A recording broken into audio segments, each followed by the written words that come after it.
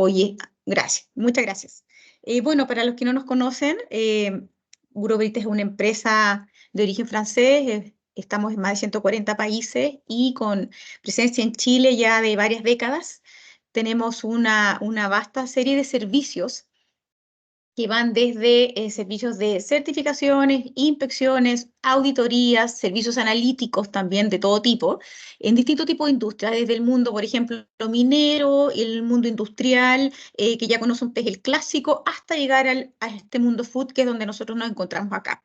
Y en este segmento de certificaciones, nosotros tenemos tres áreas de negocio, una asociada a las certificaciones que ustedes ya conocen, las del mundo food, GFCI, HACCP norma chilena 2861, por ejemplo. También tenemos sistema integrado, toda la familia ISO. Lo que ustedes conocen también es el 22000, que tiene una cercanía con el mundo food, pero el otro mundo también lo tenemos, 9000, 14001, 45000, 50000, eficiencia energética, muy importante hoy, 55000 y otro tipo de normativa ISO. Eso es lo que ustedes ya más conocen.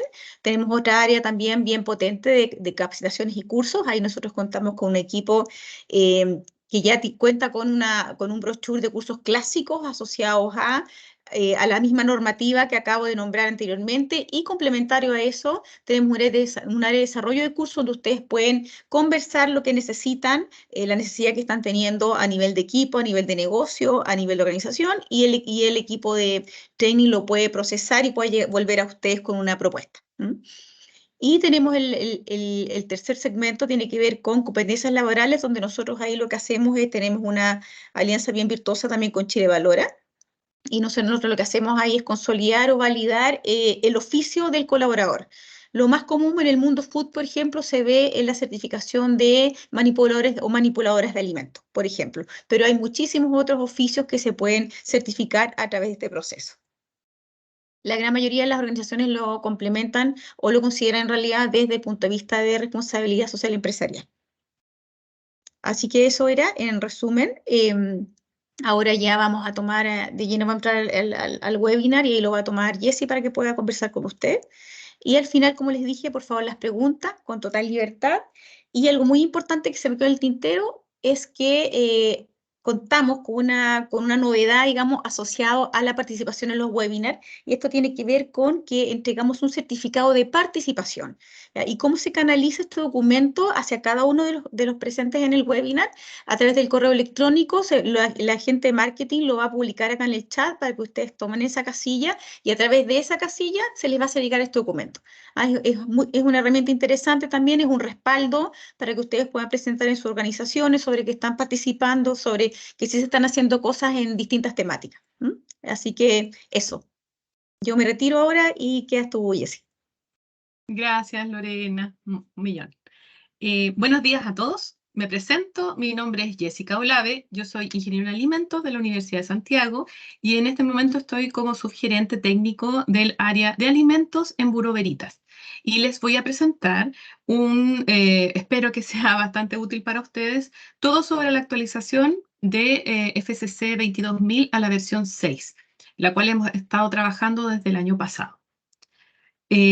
Vayan anotando sus preguntas. La idea es que también al finalizar la presentación las podamos conversar, y de las cuales yo pueda responder, que ya hemos revisado varios tópicos, los voy a responder inmediatamente. Y si no tengo la respuesta, la voy a dejar anotada y después se las voy a contestar vía correo electrónico. Entonces, ¿cuáles son los objetivos de este webinar? Principalmente conocer los cambios del estándar, que son cambios que involucran cambios de codificación del rubro al cual pertenece la organización, el área productiva, lo que impacta también en los cambios de los códigos de los auditores y del sitio, cambios también en algunos puntos normativos, los cuales se amplían y se detalla lo que se va a buscar, haciéndolo más específico. Y también hay puntos nuevos, hay puntos normativos nuevos que involucran tópicos que antes no estaban. Por lo tanto, eso lo vamos a abordar en esta presentación. También vamos a abordar los beneficios de la norma dentro del grupo GFCI, que son parte del grupo de certificación de alimentos, y las ventajas que tiene FSC y conocer los hitos de esta actualización, ya que tenemos plazos que cumplir, tanto los clientes como las casas certificadoras. Entonces, como introducción, vamos a iniciar contando cómo está conformada FSC. Parte de la normativa se compone de la base de ISO 22000, las especificaciones de prerequisitos, que son los estándares ISO-TS para cada rubro del proceso, y los requisitos adicionales de FSC. Estos tres pilares, estos tres componentes hacen en su conjunto FSC. Entonces, FSC entrega un marco de gestión que ayuda a cumplir la normativa GFCI desde el punto de vista de evaluación de riesgo, de identificar estos peligros, evaluar los riesgos y aplicar medidas para controlarlos, minimizarlos o, en este caso, eliminarlos. Es un sistema, en este caso, el sistema que tiene FSC es reconocido como parte del grupo GFCI y así aceptado a nivel mundial. Tiene una acreditación UCAS internacional, por lo tanto, eso también la hace conocida en el lugar donde ustedes la presenten. Y en este caso, como les contaba, vamos a revisar los cambios principales. ¿Cuáles son los principales impulsores y, como les contaba, los beneficios de la versión 6? Se incorporan los requisitos de ISO 22003-1 del 2022, que es la base de la ISO, un componente de la ISO 22000 y que hace relación a los códigos técnicos, tanto del área productiva como de los auditores. Por lo tanto, ese es el primer marco de cambio. Se fortalecen los requisitos para apoyar, en este caso, la otra patita que son los Objetivos de Desarrollo de la ONU, que involucra gestión de desechos y el enfoque también de mejorar la productividad. Y se realizan cambios de la norma como tal, haciendo enmiendas, que son estas mejoras a los puntos donde se van detallando qué es lo que se busca para la mejora continua, que es parte de la revisión de todos los sistemas y que también se hace a nivel de estándar. Entonces, estos tres puntos hacen la actualización de versión 6. ¿Cuáles son los cambios entonces en el esquema? Lo primero es qué se agrega desde el punto de vista de los códigos.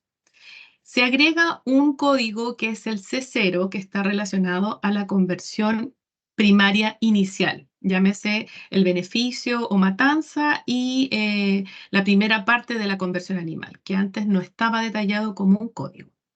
También se agrega un código B3 que tiene relación a las hortalizas y frutas que solamente se cosechan y se les hace un tratamiento de mínimo de empacado y van a exportación. O sea, no tienen un proceso de transformación, no se cortan, no se laminan, no se deshidratan, no se congelan, no hay un proceso, sino que es del campo a un proceso y se exporta. Ese es el nuevo código B3.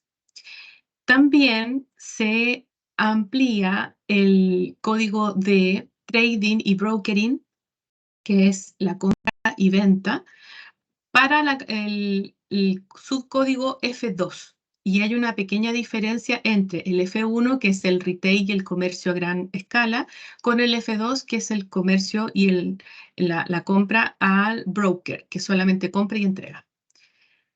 Y por último, la categoría C, que era una categoría de productos estables a temperatura ambiente, se abrió en subcategorías de la A a la E, y eso incluye ahora la alimentación de comida para mascotas. Entonces, si yo tengo un producto que es estable temperatura ambiente de alimentación de mascota, por ejemplo, y es enlatado, me va a caer en la categoría C4A, porque todos los enlatados están en la C4A. Y así dependiendo de la categoría donde queden. Existe la categoría C4E, que es para alimentación de mascotas extruidas. Ya es el típico pellet. Entonces, también existe la categoría específica. La categoría D quedó como alimentación de animales de abasto, animal feed. Por lo tanto, categoría mascotas ahora fue absorbida por el C4. ¿Qué se eliminó? Se eliminó la categoría A, solita quedó eliminada, y se eliminó la certificación que había FSC más Q. Esa también se eliminó. Sí, se tienen que obtener porque se separaron los estándares. Son bastante distintos ahora. Entonces, ya si uno quiere obtener calidad, tiene que optar a ISO 9000 por separado y hacer las certificaciones por separado. Vamos a entrar en materia de los cambios en parte del esquema de los requisitos adicionales. Vamos a hablar de cada uno de ellos y les voy a ir contando de qué se trata. En el caso del uso de envases reciclados como insumo de materia prima para la categoría I, que es la categoría de envases para las empresas que hacen envases de alimentos, la categoría I en la cláusula 716, además de la norma ISO 22000, la organización debe establecer criterios relacionados con el uso de envases reciclados como materia prima en la producción del material de envasado. O sea, si yo tengo un ingreso en el cual estoy ocupando plástico virgen y le estoy colocando un porcentaje de plástico reciclado, tiene que definir la organización qué condiciones va a tener ese plástico reciclado. Si va a ser de primer uso, si va a ser recopilado de tal forma, si se le realizará algún análisis previo. Y asegurarse que los requisitos legales del sitio también y del cliente final estén cumpliéndose. Entonces, eso tienen que tenerlo en consideración si es que incorporan en alguna medida el uso de materiales reciclados. En el punto 252C, que habla de las reclamaciones, en este caso de los claims que uno llama, o los mensajes que uno coloca en las etiquetas. Cuando se realice una declaración, por ejemplo, de alérgeno nutricional o método de producción o cadena de custodia, el estado de la materia prima, en la etiqueta o en el empaque del producto, la organización deberá mantener la evidencia de la validación para respaldar esta declaración y debe tener la verificación de los sistemas implementados, incluida la trazabilidad y el balance de masa para garantizar que se mantenga la integridad del producto, ¿ya? Antes yo podía colocar que tenía un alérgeno o que tiene trazas de, debo colocar y debo mantener para el momento de la auditoría, para cuando se presenten las evidencias, los análisis que me lo respalden, ¿ya? Eso es súper importante porque antes no estaba explícito qué era lo que se solicitaba y ahora te dice, o sea, tiene que tener evidencia de validación y verificación. Y eso es lo que tiene que definir la organización, qué evidencia va a mostrar. Recuerden que también en FSC el auditor puede pedirle esa evidencia, muéstrame con qué lo valida y lo verifica. Y si esa información es consistente, en base a la evaluación de riesgo, está respaldada. Otro punto que tiene que ver con la gestión de obras de arte y control de la impresión, que también va con la categoría I de envases, es que para esta categoría, en este punto, se van a establecer y se tienen que implementar procedimientos de gestión del material gráfico y del control de impresión para garantizar que el material cumple con los requisitos legales y del cliente. Eso quiere decir una revisión del envase, una revisión que quede un registro de, en este caso, la revisión del envase y la aprobación. Generalmente esto también era muy informal y se podía dejar solo por correo. Puede servir siempre y cuando la información demuestre que en ese correo los criterios que se revisaron, porque yo estoy evaluando que cumpla con requisitos legales, que tiene ciertos requisitos, y también el cliente, que el cliente incluso lo puede determinar en el contrato. Entonces, si esa revisión incluye arte, gráficas, declaraciones, yo tengo que saber qué es lo que se revisó, ¿ya? Para que también lo tenga súper claro la persona que defiende ese punto. Y esto está incluido para las categorías I. Entonces se tiene que abordar como mínimo la aprobación de la muestra estándar o de la muestra maestra del borrador de que yo definí. El proceso para gestionar los cambios, en caso de que yo tenga que hacer un cambio, ¿cómo lo hago? ¿Quiénes son los conductos? ¿Lo mando, lo envío primero? ¿Me dan un visto bueno? ¿Cómo gestiono los cambios de esa etiqueta o de esa gráfica? Y también para la aprobación de cada lote de material gráfico. Bueno, me va a llegar el nuevo envase, entonces también tengo que tener un proceso de aprobación. Y el proceso para identificar errores de impresión, que de repente también uno se da cuenta ya cuando tiró el primer, el primer proceso, se da cuenta que el envase viene con un error, entonces también revisarlo antes, darle un visto bueno antes de que partan con la producción. Finalmente también tiene que incluir un proceso para segregar también los variantes de la impresión, por ejemplo, los que están descontinuados, para evitar errores, para evitar que los vayan a ocupar. Y también, ¿qué voy a hacer con el producto impreso no utilizado? Ese que quedó remanente, que no alcanzamos a sacar, se devuelve, se elimina, se recicla. También es súper importante saber ese punto. Después pasamos al otro punto, que es el 253 de defensa alimentaria y mitigación del fraude alimentario, el 254. Esto tiene que ver con requisitos para la categoría nueva, el F2, que se dividieron en F1 y F2. Entonces, hay requisitos que se piden ahora de manera específica para estas categorías, que son las categorías de broker. O sea, no están exentas de cumplir defensa alimentaria y fraude alimentario. Tienen que presentar un plan para defensa y un plan de mitigación de fraude. O sea, los brokers, y tienen que pensarlo así, también deben proteger el producto. Y por último, el 255, que es el uso del logotipo, también está en el marco del buen uso del logo de FCC, para que en este caso la organización que tiene la certificación sepa dónde ocuparlo, dónde ocuparlo, y también que no haya mal uso del logo. Entonces, primero se agrega la cláusula B, que en caso de usar el logotipo se debe solicitar una copia a FCC o a su organismo de certificación, que es una copia que cumple ciertas características, una definición de tamaño, colores, no se puede ocupar cualquier color, entonces eso es súper importante respetarlo. Y la categoría, en este caso de F2, que hablábamos para la cadena alimentaria, también la organización se debe asegurar que también puede ocuparlo para hacer el broker, también tiene que pedir, en este caso, el logo a FCC o directamente a nosotros, y la organización certificada no puede ocupar el logo de FCC sin hacer, en este caso, una declaración del estado de su certificado, si está vigente, si está... ustedes saben que dentro de la página de FCC pueden ver el estado de su certificación. Entonces, siempre revisen que esté vigente antes de aplicar el uso del logo, porque eso también puede incluir en una no conformidad.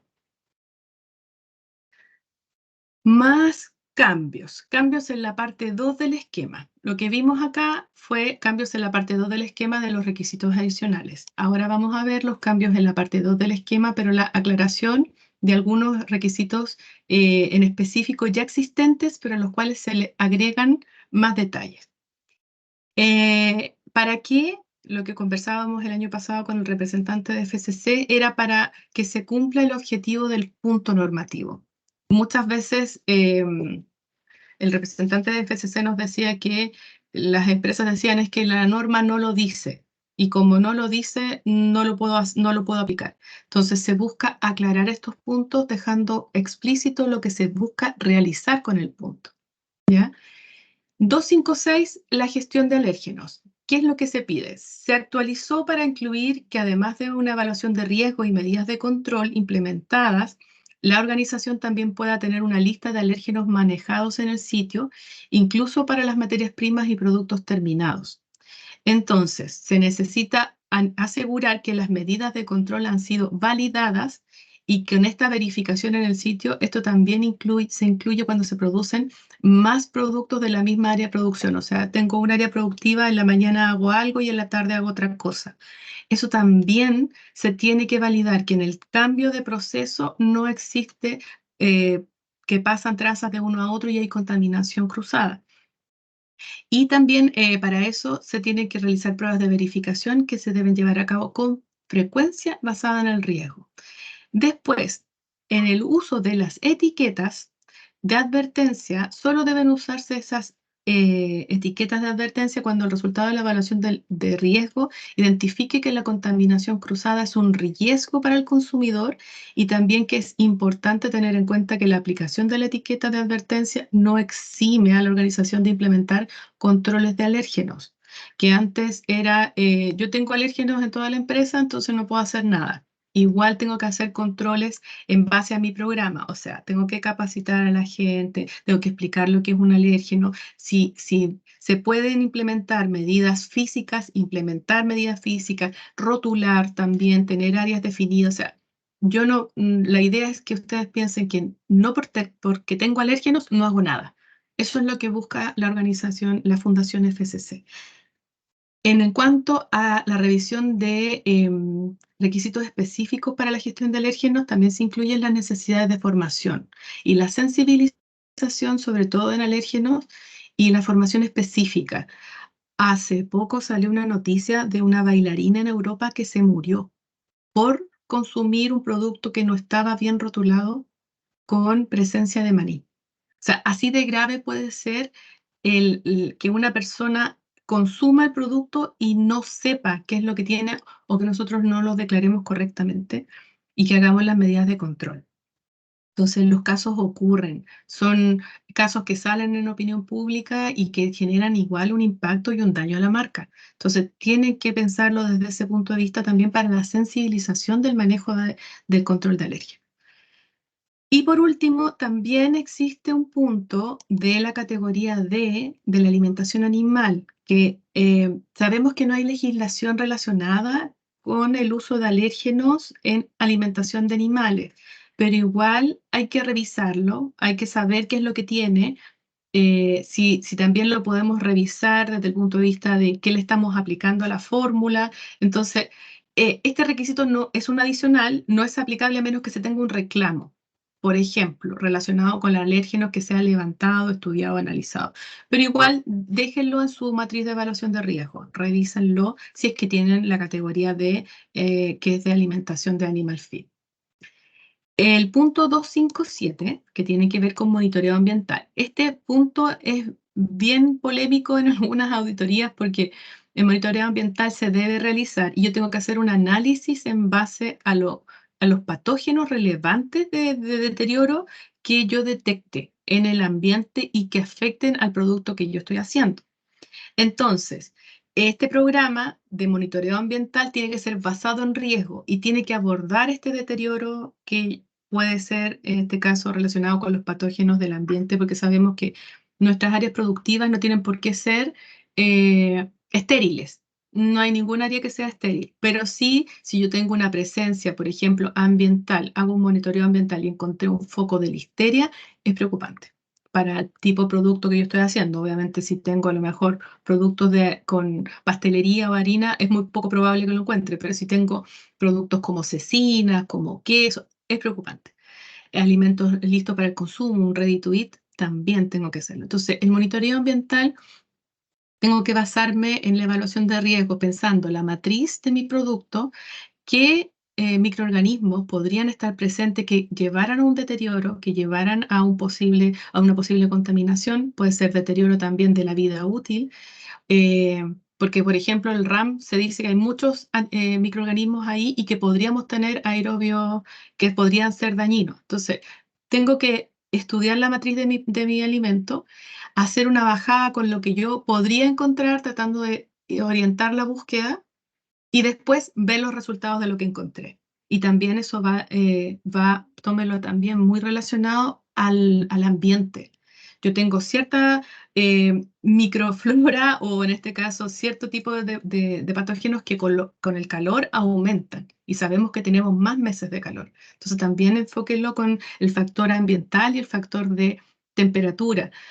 Eso también es un tema porque muchas veces las bodegas, por ejemplo, que antes para nosotros eran frescas, que en verano podían mantener una temperatura relativamente fresca, con el calor que está haciendo ya no son frescas. Entonces también puedo tener un daño a nivel de ambiente en materias primas, en el producto. Entonces, tómenlo como monitoreo ambiental del producto para que lo puedan evaluar. Entonces, patógenos relevantes, deterioro y organismos indicadores de su producto, asociado a su producto, y los requisitos, en este caso, para una revisión de monitoreo ambiental. ¿Ya? También, ojo con los aseos, que también de repente salpican para todos lados, me dañan más el área, como que me esparcen un poco más la flora bacteriana, entonces también tienen que tenerlo considerado, eso es un factor importante para el tema ambiental. En el punto 2.5.10, que tiene que ver con transporte, almacenamiento y depósito, en el caso que se está ampliando, acá se incorpora el uso de camiones cisternas, de tanques. Si ustedes no tienen tanque, este punto no les va a aplicar. Pero para las empresas que sí ocupan tanques, tanto para la recepción de materias primas como para el posible despacho de productos, tienen que incluir un plan para que el transporte de su producto final sea documentado, un plan documentado basado en el riesgo de abordar la limpieza de los tanques.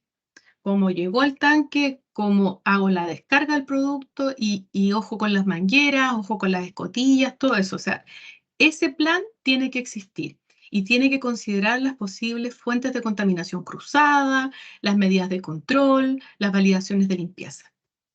Igual como lo hacemos muchas veces con los camiones, donde cargamos el producto, que también chequeamos que esté limpio, que no tenga condiciones insalubres, que esté en buenas condiciones. Igual, lo mismo. O sea, el camión cisterna ahora está explícito que tengo que controlarlo. Y para las organizaciones que reciben materia prima de camiones cisterna, se debe incluir también un acuerdo con el proveedor que como mínimo tiene que garantizar la seguridad del producto.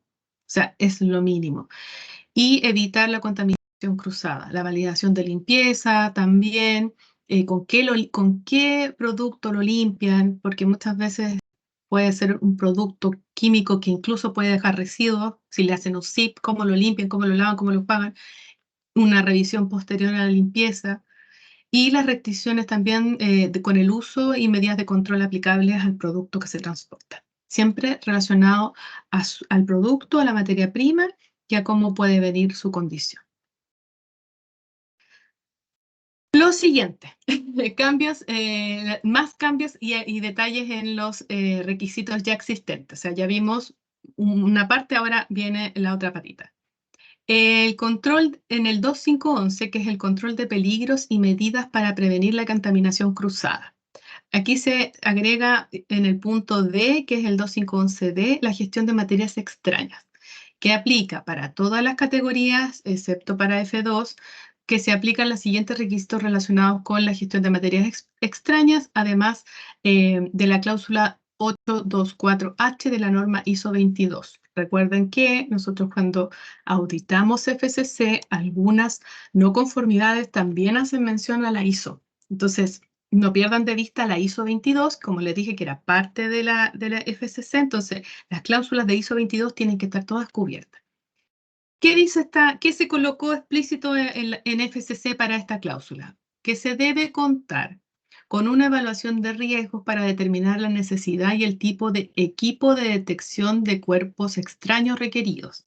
O sea, cuando se defina que yo tengo que buscar metal, me sirve el detector de metales. Si yo estoy buscando un pelito o una piedra, no me sirve el detector de metales. Entonces, ¿qué puedo aplicar en ese caso? Si son piedritas, tamices. Si son materiales ferrosos, el detector de trampas de metal.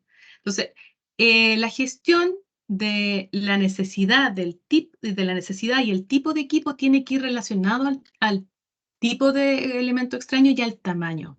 Recuerden que hay equipos que si la materia extraña es muy chiquita, tampoco lo va a detectar, porque el detector de metales funciona en campos magnéticos y los campos magnéticos no son planos, no son derechos, no son rectos.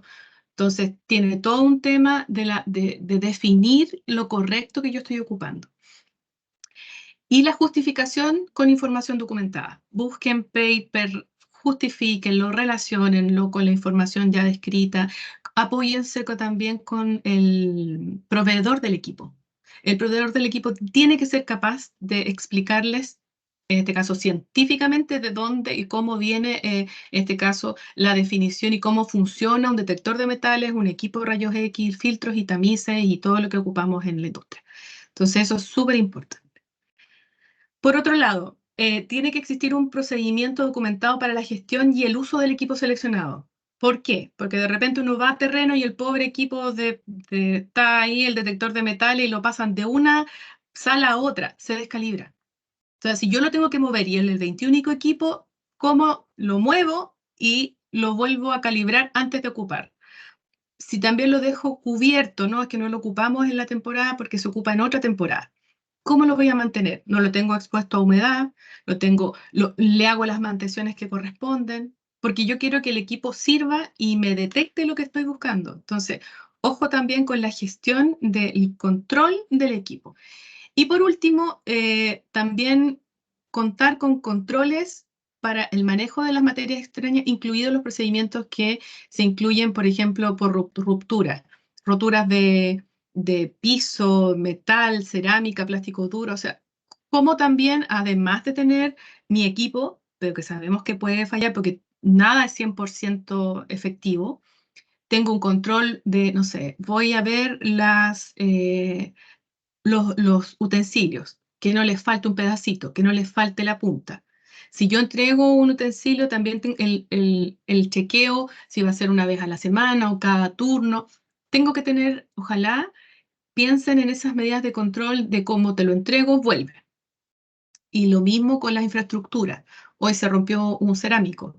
¿Dónde fue a parar ese pedacito cerámico? ¿En alguna parte del producto va a aparecer? No quiero que aparezca eso. Lo mismo con plástico duro que podría generar algún daño al consumidor. Eso es súper importante también que si tengo bien un equipo, también tengo medidas de control adicional. No quiere decir que lo hagan todos los días a cada rato, pero sí una revisión, por último, con una frecuencia cercana y lógica, que yo me pueda dar cuenta si efectivamente es algo que ocupo todos los días. O si tengo un sector donde también el tránsito es alto. También tengo que tener ahí consideraciones con eso. El otro punto es el 2513, que es el diseño y verificación de productos, que esto también tiene harto que ver, porque tiene que ver con el diseño y desarrollo y la verificación continua de la vida útil. O sea, sale textual ahora en la norma que debe existir un proceso para la verificación continua de la vida útil basada en la frecuencia en el riesgo. O sea, si me cambió la matriz, si tuve un cambio también de uso, tengo que tener ojalá una verificación continua. O sea, yo sé que hay costos involucrados, pero evalúenlo del producto a lo mejor emblemático, pero no debo solamente basarme en la información bibliográfica, tengo que hacer una verificación de los productos, en desarrollo de productos. Entonces, eso es fundamental para definir si el producto me duró un año, yo le estoy colocando 6 meses o le estoy colocando el año, estadística que tengo que hacerlo. Y tiene que ser una verificación continua. La validación de instrucciones de cocción para los productos listos para el consumo. También, si yo estoy diciendo que el producto listo para el consumo se tiene que calentar sobre 60 y tantos grados, demostrar que queda bien, que el calor tiene que ser aplicado de manera homogénea, porque yo busco que el producto, cuando yo lo retermalizo, tome consistencia, tome características organolépticas agradables para el consumo. No busco que eliminar microorganismos, lo tenemos claro, eso el producto tiene que venir listo para el consumo, pero también las instrucciones tienen que estar validadas. O sea, si el cliente después me dice, oye, que yo lo calenté en el microondas, no. En el microondas no le sirve porque dependiendo también del tipo de microondas, ¿cómo le va a quedar? Entonces, si yo estoy recomendando que sea retermalizarlo en la bolsita o en este caso tantos minutos con tanta potencia en el microondas, también validado. ¿Para qué? Para que podamos tenerlo y eso como respaldo. Todo lo que le estoy mencionando, déjenlo como parte de los protocolos, de los instructivos y que serán solicitados al momento de la auditoría. Sigamos. Ya. Llegamos, entonces, acabamos de ver los puntos que se ampliaron y los puntos también adicionales en requisitos adicionales, pero estos son puntos, perdón, nuevos, que no estaban antes. Y esto es súper importante porque son puntos que se van a evaluar sí o sí y son todos, ustedes saben que todas las auditorías de FCC se revisan todos los puntos todos los años. Así que estos nuevos requisitos adicionales tienen que trabajarlos, estos puntos no estaban y tienen que trabajarlos para cuando les toque su upgrade. El punto 258 tiene relación con cultura de seguridad y calidad alimentaria. Este concepto de cultura de seguridad y calidad alimentaria ya se venía trabajando en GFCI y otras normas ya lo tenían incorporado. Por lo tanto, esto también es subirse al carro de lo que tiene que haber, tal como se está pidiendo. Entonces, ¿qué se pide? Se pide que la organización cultive su cultura positiva de inocuidad alimentaria dentro de la organización. La alta dirección necesita establecer, implementar y mantener los objetivos de cultura de inocuidad y calidad como parte del sistema de gestión. Los elementos deben ser considerados para la cultura de inocuidad alimentaria como la comunicación, la capacitación, la retroalimentación y la participación de los empleados, así como la medición del desempeño de las actividades definidas que cumplen todas estas secciones de la organización y que impacten en la inocuidad y la calidad de los alimentos. Entonces, todos estos puntos tienen que estar en un plan, se tiene que establecer, implementar y mantener objetivos de cultura de calidad e inocuidad alimentaria. ¿Ya? Tiene que abordar la comunicación, capacitación, retroalimentación y compromiso de los empleados y medición del desempeño de las actividades definidas. ¿Ya? Entonces, tiene que haber un plan de cultura de calidad e inocuidad, incluyendo objetivos y plazos. Súper importante el tema de cultura. Es un temazo porque mezcla la parte de sociología, de cómo se comporta el ser humano, con nuestros conocimientos que nosotros de repente sabemos que hablamos muy técnico y para el resto de la organización no entiende qué hace alimentos todavía. Y a uno no le cabe en la cabeza cómo no puede entender si están haciendo alimentos, no otra cosa, no zapatos. Entonces, para nosotros es súper importante porque el profesional de alimentos tiene eso en el chip, pero eso tenemos que transmitírselo al resto y tenemos que saber cómo llegar. Apóyense con gente que también sepa sobre conductas humanas, cómo llegar. No lo hagan muy técnico y la medición tiene que ser en base a cómo se mide cultura, que eso también es una medición bastante especial. Tiene unos aspectos, tiene ámbitos que tienen que medir hábitos, retención de conocimientos, también muchas veces la intención de las personas también de hacer las cosas correctamente. Entonces, este punto es un punto muy importante que ya se ha abordado en otras normas, como BRC y IFS también ya lo tenían incorporado. Así que existe información, está, después al finalizar la presentación también les voy a mostrar dónde pueden descargar muchos paper y más información, guías de FCC, donde también te orientan cómo abordar todos estos cambios, que este es un cambio importantísimo. El 259, que es control de calidad. Como este tema tiene que ver con calidad y inocuidad alimentaria, ahora se incorporaron puntos específicos para el control de calidad, cosa que en la industria de alimentos siempre hemos hecho, siempre hemos controlado color, textura, cantidad, siempre, peso, gramaje, siempre. Pero ahora la norma lo solicita. Establecer, implementar y mantener política de calidad y objetivos de calidad. Eso también es súper importante, porque tenemos que definir que muchas veces nuestros requisitos llegan porque el producto no tomó la correcta o venía con un tema de color, que también es muy subjetivo. Si no tengo un pantón con qué compararlo. Pero tengo que definirlo. Ahora tengo que definir como requisito básico el control de calidad incorporado al esquema con parámetros clave en caso de control que yo tengo que declarar para la auditoría y para la versión 6, que están estrechamente relacionados con la fabricación del alimento. Siempre yo tengo que mantener la seguridad y la inocuidad alimentaria, pero ahora tengo que definir esto como objetivos de calidad. No está diseñado para reemplazar una certificación de ISO 9001, porque ISO 9001 es la la satisfacción del cliente, sino que esto lo que busca es centrarse en la sinergia entre controlar bien la calidad y tener un producto sano y que no me genere enfermedades y que sea también saludable y nutritivo. Entonces, establecer e implementar parámetros de calidad que sean relevantes para mi producto. A lo mejor, si yo tengo una mermelada, el color va a ser importante, pero puede ser más importante la textura. A lo mejor la viscosidad, cómo fluye, puede ser mucho más importante para el cliente que el color. Por si lo ocupa dentro de un producto, el color no es tan relevante. En otros casos sí es importante, es relevante el color. O productos horneables que se queman bien, que suban harto. Entonces, definan ustedes qué va a ser el parámetro calidad dentro de los muchos que nosotros medimos, que les va a dar ahí el tip, lo definen, lo establecen, lo implementan y lo mantienen.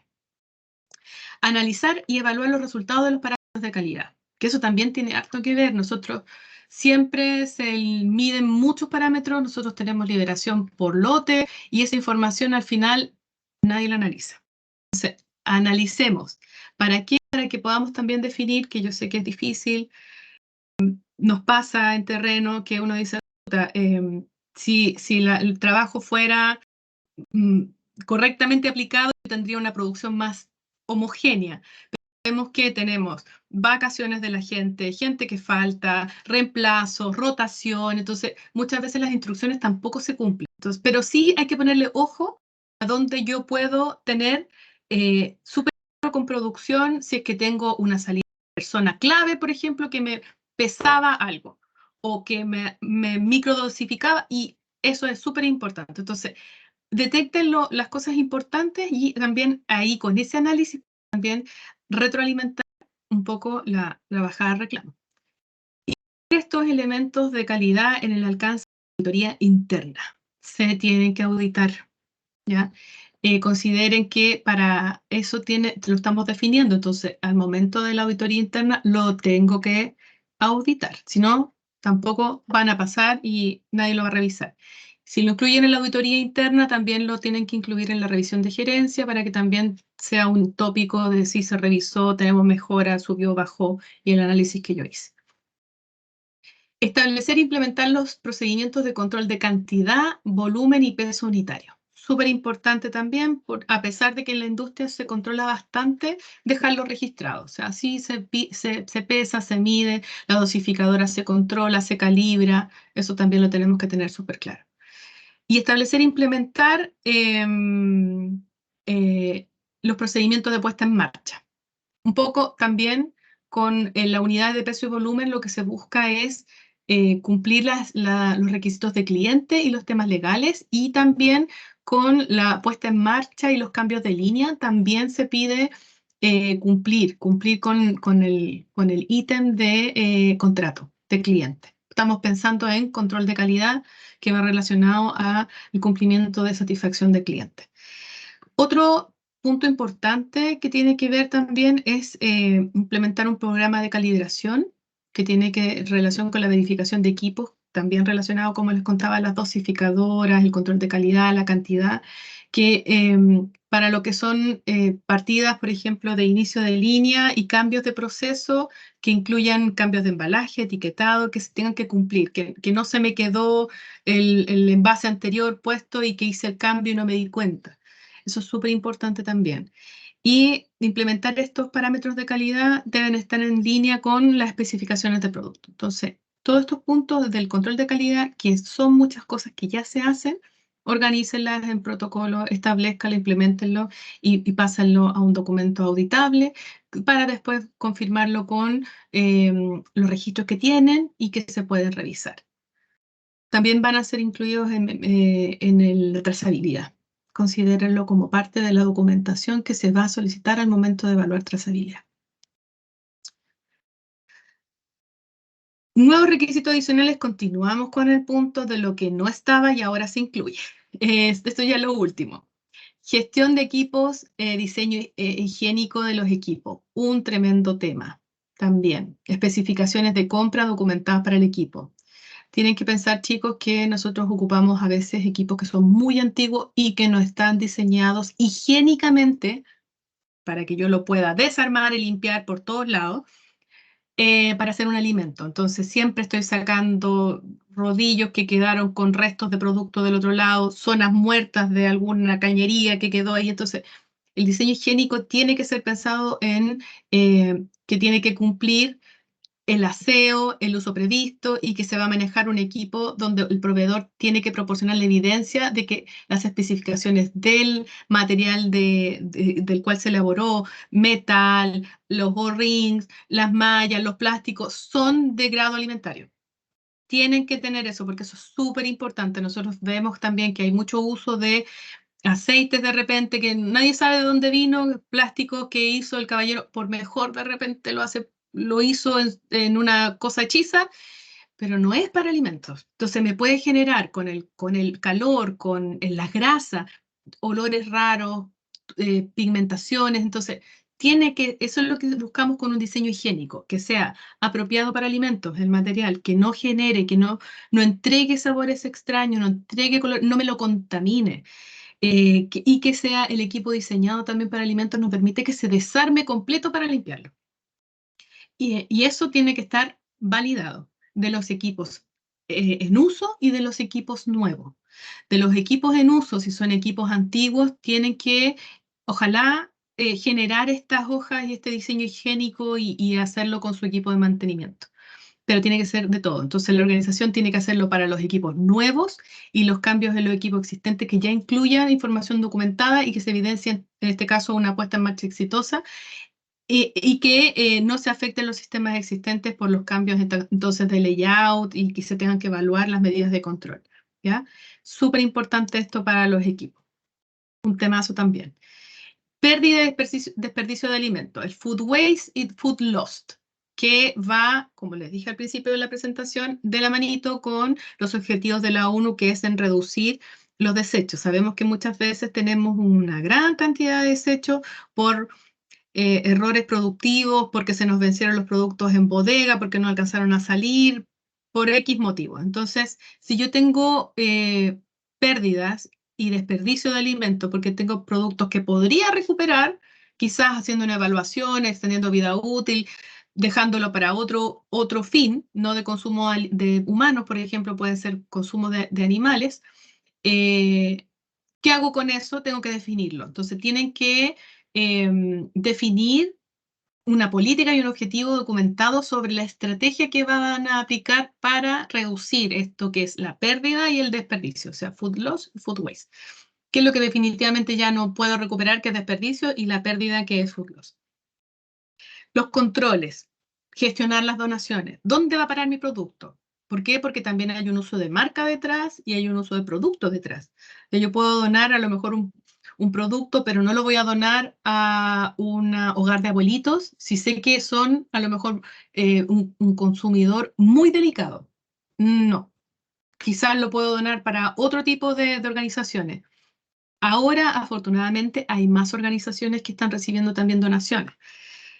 Revísenlo y tengan una política y un objetivo para dónde va a apuntar la empresa. No quiere decir que se gestione el 100%, pero sí que inicien con algo y que gestionen tal vez el 80-20, el 50%, que tienen que tener primero una evaluación de dónde está la pérdida y el desperdicio, qué estoy generando yo y para dónde lo quiero llevar y qué voy a hacer con eso. Y ahí me puedo poner las metas que son, ustedes saben, reducir, al tratar de reducir eso, bajarlo en un porcentaje o llegar al cero, lo que ustedes definan. La gestión de excedentes y sus productos destinados a la alimentación, como les decía, alimentación animal y no comprometer la seguridad alimentaria y cumplir con la legislación vigente sobre todas las cosas. Súper importante eso, porque sabemos que si no, nuestros productos después aparecen en la feria y no es bueno porque ahí los venden en cualquier condición.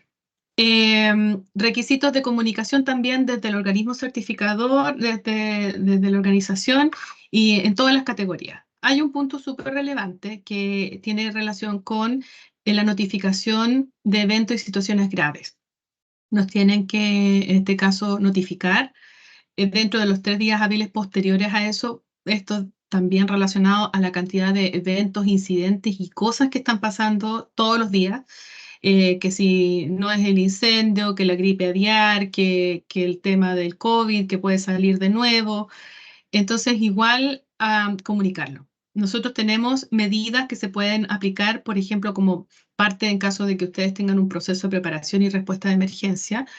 eh, Tenemos eventos y tenemos acciones y nosotros siempre tenemos que avisar a FCC, gestionar concesiones, pero siempre y cuando nos avisen lo más pronto posible. Sabemos que yo no les puedo pedir prioridades, pero dentro de su evaluación igual incluyennos como parte de la comunicación importante dentro de su organismo certificador. Entonces, que sean eventos públicos que involucren y que afecten inocuidad de alimentos, las acciones también impuestas, los procedimientos legales y temas también importantes.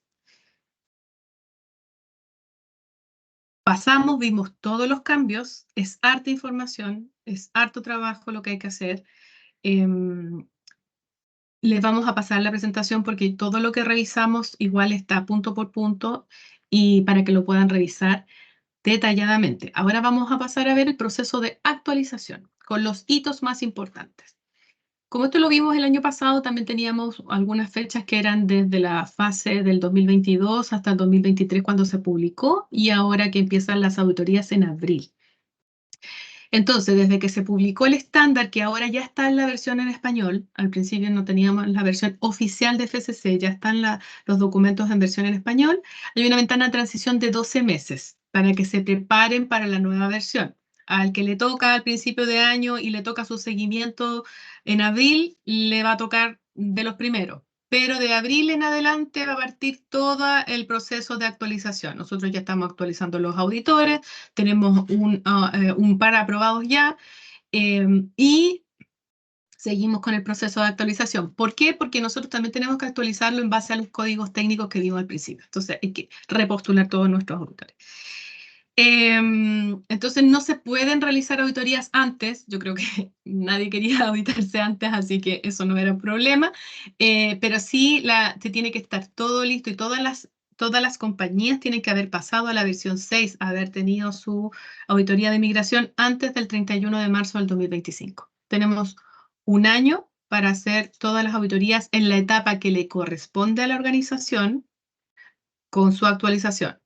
Eso quiere decir que también si les correspondía seguimiento no anunciado, les va a tocar no anunciada, ¿ya? Considérelo también eso y les va a tocar en migración. Beneficios de la versión 6, como ya los habíamos revisado un poco, cumplir los objetivos de desarrollo sostenible de la ONU, que también la ONU hizo un análisis de que existe un 40% de alimentos que se pierde a través de la cadena de alimentos. Entonces, esto lo que busca es reducir a la mitad. ¿Para qué? Para que las empresas también se concienticen sobre la pérdida de alimentos y lo incorporen dentro de su gestión. Incorpora los parámetros de calidad, que ya lo vimos en detalle, y se elimina la certificación de FSC más Q. También se va a mejorar la autenticidad del certificado como una adición del código QR, también evitando el tema del mal uso de las certificaciones y las falsificaciones. Se realizan los códigos de la categoría, se incluyen categorías y se eliminan algunas y se agregan más detalles en las guías de implementación de FCC. Eso, yo creo que alcanzamos súper bien en la hora. Les voy a Estamos dejar, con hartas preguntas. sí, les voy a dejar acá la hojita preguntona para que me vayan haciendo las preguntas aquí. Y no sé si quieren abrir ahí el micrófono, porque yo no he visto el chat, solamente me O si quieres, yo te concentré voy en el... ayudando por acá por si Sí, mejor, hay algún mejor. asistente que está con audífono o no quiere. La Ale Vera nos pregunta, ¿qué pasa cuando el material extraño que son propios del fruto, como es el caso del pedúnculo o palitos existentes en berries? ¿Sabes si existe algún equipo que sea capaz de eliminar este tipo de material? No sé si se refiere a la previa o a lo Sí, posterior, porque si es por densidad tendría que ser un rayo X. sí, tendría que ser por rayos X, pero también no te asegura que sea 100% efectivo por el tamaño. También es muy chiquito. Ahora, sí se ha ocupado rayos X, por ejemplo, yo lo he visto en procesos de preelaborados, donde el producto cae y se detecta el rayo X, pero no te lo elimina. O sea, se puede aplicar un chorrito de aire como para que lo empuje y lo saque del proceso, pero Ahí habría que entrar un poco más en detalle, sí, definitivamente el rayo X, porque el resto de los tamices depende. Siempre la revisión óptica también sirve, que va apoyado con el rayo X y también que puede ser con manual, con personas, pero igual ahí dejaste visual. Entonces, te puede ayudar, yo creo que por ahí, por el camino va, haz la prueba. Yo siempre recomiendo, los equipos no son baratos, hagan la prueba primero, pídanle al proveedor del equipo que les pase un equipo, que lo prueben y vean si es efectivo. Y después se Sí, van con la compra, ¿cierto, Lore? Eso Hola, siempre. sí, sí, depende de la sensibilidad del equipo. Hay unos equipos que son muy buenos y muy sensibles. Ojo, por Mm, ejemplo, hay gente que tiene hueso, producto con hueso, y aún así utiliza rayo X, entendiendo que podría nublarse, pero no se sí, nubla, los que usan rayo X le llaman nublar, no se nubla porque no es un falso positivo, sino que el equipo es tan sensible que es capaz de diferenciar la densidad del hueso de una partícula que es materia extraña y que no es hueso parte de un trozo de carne, por ejemplo. No sé si Alejandra nos acercamos a lo que tú sí. necesitas. Lo que pasa es que, claro, este es para un producto que en el fondo es una mermelada y nosotros mm, hacemos inspección de la ya, fruta congelada por sorte, que ahí elimina, claro. pero nosotros tenemos rayo X y no detecta cosas tan pequeñitas. No, Entonces, por y el eso es que yo problema de lo la mermelada pregunto. es la densidad. Sí, Sí, el y por problema es eso el que lo pregunto, envase, sí. porque Mm, siempre me lo cuestionan en la planta, sí, porque nuestro mayor reclamo son estos, que son propios del fruto. Y la norma te permite un nivel de tolerancia, sí, claro. pero te permite un nivel de tolerancia al fruto, pero Sí, la mermelada no, po. Entonces, por eso sí, preguntaba si es que había algo, si ustedes no, sabían o de algo sea, así. a mí, yo también trabajé en un proceso de mermelada, es complejo porque además el color no te lo permite, como Mm, dices tú, la definición de materia prima ya te llega de un... Lo único que podrías hacer también ahí es conversar con el proveedor que te está entregando la materia prima, tratar de llegar a un acuerdo, explicarle cuál es el tema. Sabemos que no va a ser cero porque también él se va a amparar en que ningún proceso sí, le va pues, a dejar cero. cero. También va en el uso de la mermelada o en el uso, en qué etapa yo quiero pasar el producto por el equipo. Muchas veces también si yo lo paso con balde cerrado, no me sirve, porque No, también el balde me interfiere, la densidad Mm. ya está lista, entonces también hagan un análisis previo y ya, mira, con todo el análisis que han hecho, también eso demuestra que hicieron un análisis, que está mm, la evidencia y eso también respáldenlo. ya. El tema de la gestión de alimentos también ha cambiado harto con el tiempo. Van apareciendo equipos nuevos. Entonces, nosotros de repente nos quedamos con una evaluación de los años 80. Entonces, también hacer una evaluación continua de, mira, seguimos, no ha aparecido nada en el mercado, es nuestra mejor opción, tenemos rayo X, lo ocupamos, también lo ocupo, es una medida, no lo dejé de ocupar, o sea, lo estoy ocupando igual, en una etapa donde yo podría detectar y que me sirve. Todas las medidas son aplicadas y también ayudan al proceso, o sea, demuestran que hay gestión detrás. Es peor que yo no tenga nada, que no investigue, que diga no, si no, no hay nada, pero ¿en base a Ya. qué? Eso es súper O- importante. ok, gracias. Vamos con Carolina, dice, hola, nuestro producto es el gas CO2. Al ser un gas puro, es imposible que tenga alérgenos. Viene del gas natural y no procesamos otros productos de la planta. ¿Es Ya. necesario que le haga análisis para demostrar que no tiene alérgenos? Ni siquiera creo que existe ese análisis. No, Gracias. claro, no es un producto orgánico, es un producto inorgánico, es parte de la categoría I. Por lo tanto, el tema de alérgenos, si incluso tú lo dejaras como análisis dentro de la matriz de riesgo, no aplica porque el producto es inerte. O sea, no tenemos alérgenos. Alérgenos en el caso del producto, no, pero siempre que yo tengo gente que está involucrada en la línea, yo puedo transmitir un alérgeno. Me pasaba mucho que la gente se les decía, por favor, la gente que está en el área productiva, no lleve alimentos para el área, por ejemplo, porque si se ponen a comer en el área, me va a contaminar el producto. Entonces, tal vez en sí el producto yo no lo tengo con un problema de alérgenos, pero el entorno, mi gente, los manipuladores, si es un proceso cerrado, el área donde tengo contacto, o sea, tengo que tratar de ver si es que efectivamente podría tener un riesgo. Si no tengo riesgo, yo lo evalué los posibles puntos de contacto, no hay problema porque en realidad, mira, aquí no entra nadie, este es un proceso zip cerradito, no tengo cómo. Ah, perfecto, está evaluado. pero también consideremos que la evaluación incluye todos los puntos, ¿ya? Esa es como mi recomendación. Clarísimo, gracias. Marcela Rosales nos pregunta, ¿qué pasa con la vida útil secundaria? ¿Es obligación dejarla estipulada en la regulación o basta con demostrar que la controlamos? Una vez después de abierto. Esa es la vida útil secundaria. Interesante, porque al final, claro, yo tengo una vida útil producto cerrado y después tengo que validar que me dura 3 días abierto. O sea, es parte como de las instrucciones de cocción, que yo también tengo una referencia. Sé que el producto abierto mantenido en las condiciones que yo dije, porque también el producto una vez después abierto dejado encima de la mesa, nadie me asegura que me dure los 3 días. Entonces, sí. La recomendación es que lo tengan evaluado, que si se han hecho pruebas, las tengan documentadas y complementen a la vida útil que ustedes ya están declarando el producto cerrado. Ok. Jessica, ¿Sí? disculpa, yo por Dale. acá Marcela Rosales, la de la pregunta. Ya. Pero tengo que definir los días específicos. Por ejemplo, una vez abierto, refrigerar, no sé, 3 días, ¿tengo que indicar los días, el tiempo específico? ¿O basta con Mira. decir mantener refrigerado? Súper buena la pregunta. Eso tú lo puedes especificar en la ficha de uso previsto del alimento. O sea, yo puedo definir en la ficha que una vez abierto, mantenido a 5 grados, el producto va a durar X días.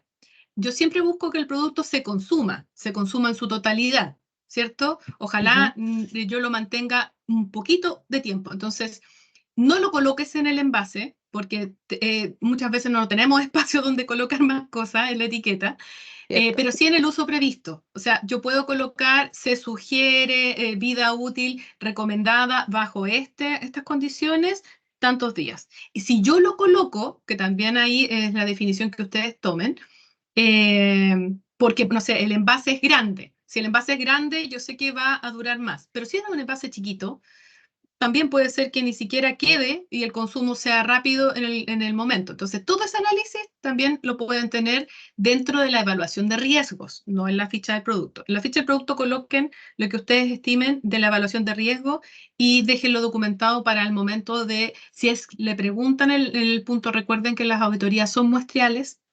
El auditor rescata la mayor cantidad de información posible, pero a veces hay auditores que sí preguntan y hay otros auditores que evalúan el punto, dicen, vida útil, está evaluada, listo.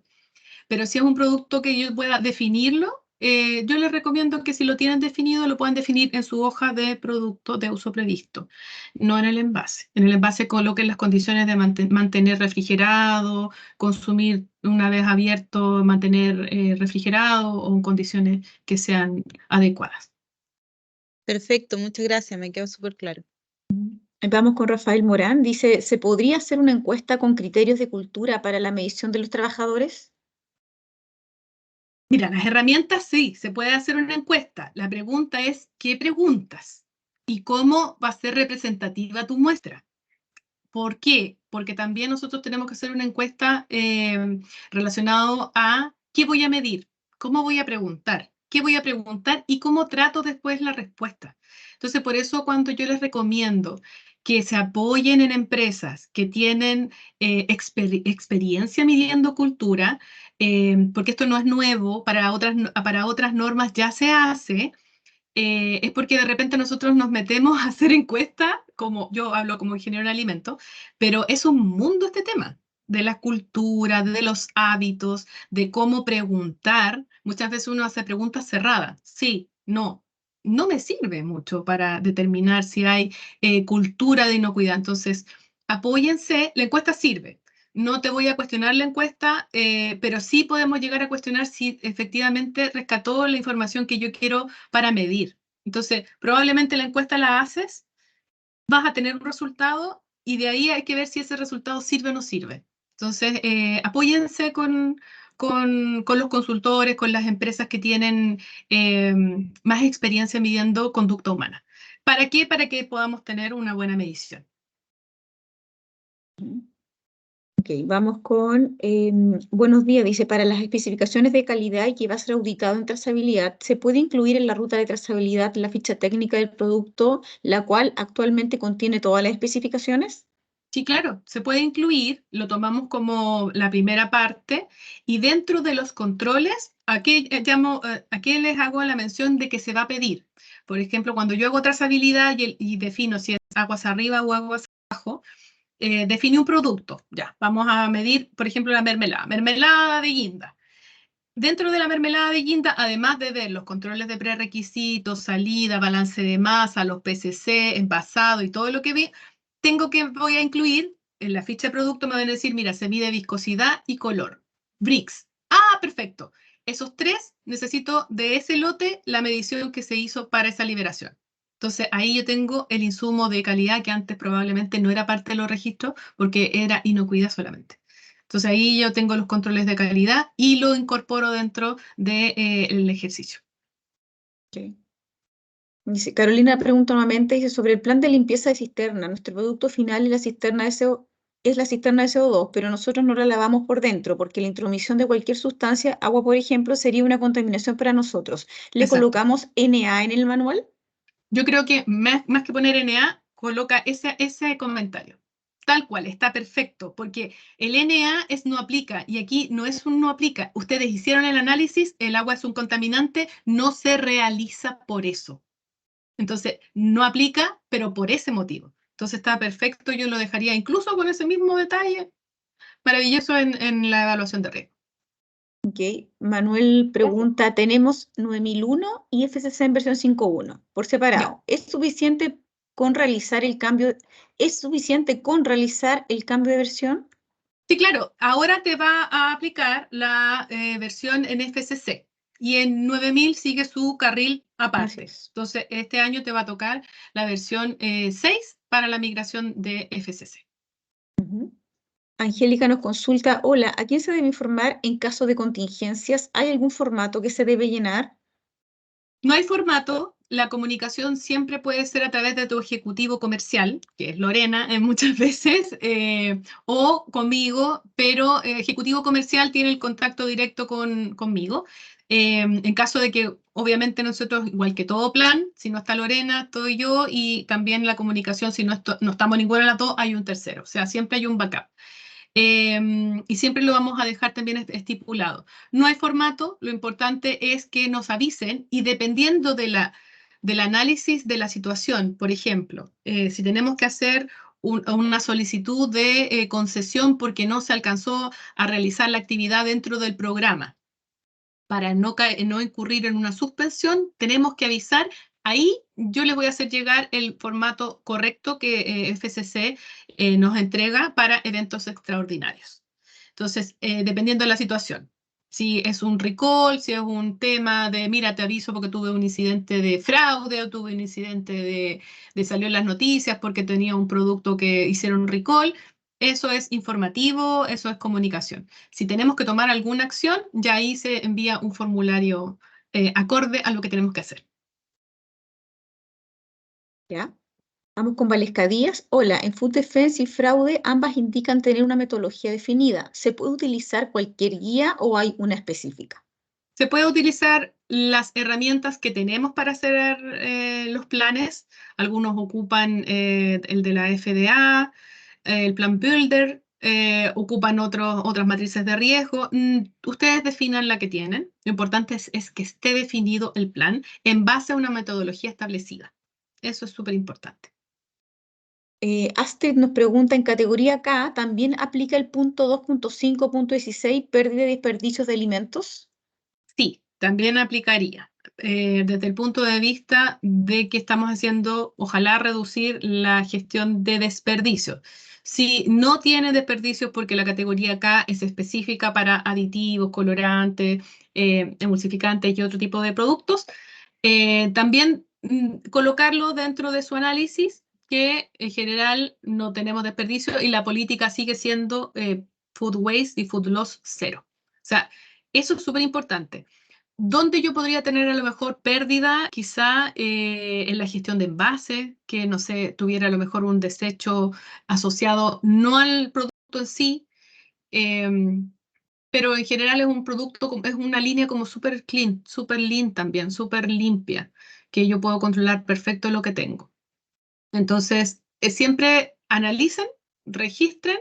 Mira, se hizo un análisis, lo metimos a la matriz, en realidad no tenemos desperdicio, históricamente nunca hemos tenido desperdicio, pero nuestra política sigue siendo mantener 0 desperdicio. Perfecto, ahí está. Ya, Manuel Rodríguez dice, los objetivos de la cultura de calidad e inocuidad son diferentes a los de cultura de calidad e inocuidad que tenemos en nuestro sistema de gestión integrado. ¿El numeral de pérdida y desperdicio de alimentos se aplica para la fabricación de empaque? También se aplica para la fabricación de empaque porque estamos pensando en evitar la reducción, pero como está enfocado al desperdicio del 40% de los alimentos, es una mejora productiva. O sea, si yo puedo, de nuevo, gestionar una producción con la menor pérdida, es maravilloso porque también le estoy apoyando a la organización y también el trabajo está siendo más eficiente. Nadie quiere producir productos que terminen en la basura. Entonces, si yo puedo hacer una gestión, siempre y cuando, en este caso, está medida, si te va a generar tareas adicionales, quizás no, porque tu tema es de envases, no está relacionado a la reducción de alimentos. Entonces, tiene una lógica que no va de la mano con el tema de la ONU, pero puede ser una mejora continua también, puede ser parte de la O sea, mejora igual, continua. igual tiene que ver con producción y consumo responsable, que es el ODS 12. No necesariamente como Absolutamente. materia orgánica, pero tiene que ver con el ODS, que es la génesis, digamos, de esta modificación que ingresó FCC.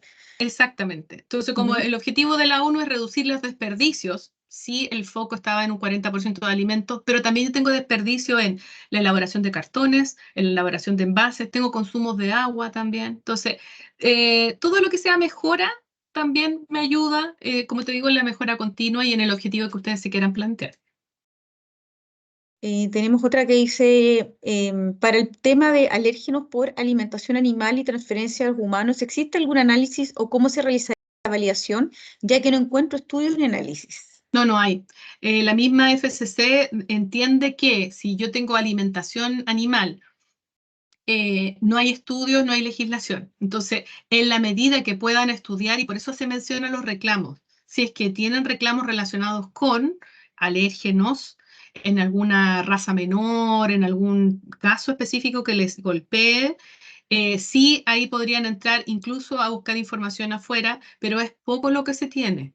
Sí, generalmente estos casos cuando salen que hay daño renal o que hay problemas con la alimentación animal, son casos que recién están saliendo, porque igual la alimentación animal es nueva dentro de los estudios. Pero yo creo que con el tiempo, y también es un poco de lo que les contaba, sigan analizando, háganlo una vez al año, revisen también los trending de la información que nos puede llegar. Está muy en pañales todavía eso y no hay información que efectivamente diga, oye, la soya le hace mal a un perro de raza X o le hace daño renal al gato tanto. Pero sí podemos tener esa información en la mira y estar revisándola. Perfecto. Esa es la última pregunta, Jessie. Así que teníamos Ya, llegamos súper. todas las respuestas. Aparecen nuestros datos también en el chat, están los datos también, están los míos como área comercial, está también nuestro equipo de training, capacitaciones, cursos, está también la casilla de Jessica, en el caso que tengan dudas, así que quedamos a tu completa disposición para aclarar dudas y ayudarlos los que necesiten, y vuelvo a pasar el aviso del el documento asociado a la validación del webinar, este certificado de participación, en el caso que lo necesiten. Sí, agradecerle su atención, su tiempo y, y les voy a dejar, sí, les voy a dejar a Lu, le voy a entregar a Luisana, que es nuestro apoyo del área de marketing, el link donde en la página de FCC pueden descargar las guías que ya están en español, que son de apoyo para la nueva implementación, y que pueden también descargar la norma en español. Es un tema también la barrera idiomática. Con respecto a las guías de cultura, también le voy a dejar ahí algunos datos de dónde pueden bajar información y a lo mejor de algunas otras empresas que ayudan en la implementación de esta evaluación, que también es súper importante y relevante. Agradecerles el tiempo, que todavía algunos están de vacaciones o que están regresando, que harto ánimo en estos cambios. Es una migración bastante robusta comparada a las migraciones que venían. Entonces, harto ánimo para lo que se viene y espero que les vaya bien y que nos vaya bien a todos en esta Así es, en esta nueva etapa. que sigamos avanzando. Muchas gracias, muchas gracias por la atención y el tiempo. Hasta la próxima. Chao, Gracias, que chao. estén bien. Muchas gracias. Gracias, chao. Muchísimas Gracias, gracias. hasta luego, Excelente. buen día. Gracias, buen día.